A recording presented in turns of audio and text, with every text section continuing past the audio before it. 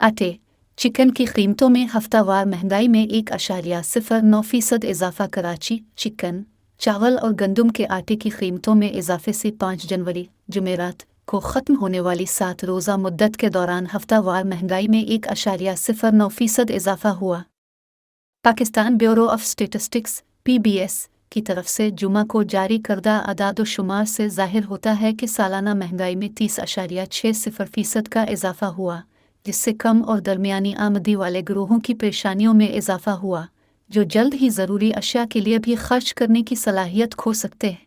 PBS के अदाद-ओ-शुमार ने chicken 16.09%, टूटे हुए चावल की बासमती 5.16%, गंदम का आटा 4.87%, चावल की कीमतों में इजाफे के लिए हसास कीमत के इशारे SPI में वाक़े इजाफे को मंसूब किया है।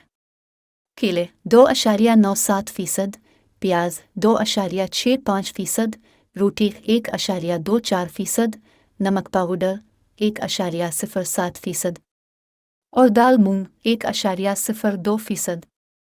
दूसरी जानिब आलू 4.61%, अंडे 1.31%, टमाटर 1.17%, LPG 0.85%, सब्जी घी 2.5 किलो 0.71%, कुकिंग ऑयल 5 लीटर की कीमतों में कमी देखी गई 0.32%, चीनी है 0.24%, सब्जी घी 1 किलोग्राम 0.11% और दाल मसूर 0.05%।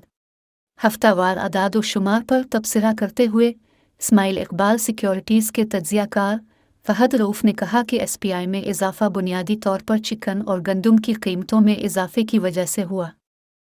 सोयाबीन फीड की किल्लत के बाइस चिकन की कीमत में इजाफा हो रहा है, जबकि सिंध और पंजाब के दरमियान सपोर्ट प्राइस के तफावत की वजह से गंदम की कीमत में इजाफा हुआ, जिसकी वजह से गंदम की फ्लोर मिलों में भी अनाज की किल्लत पैदा हो गई।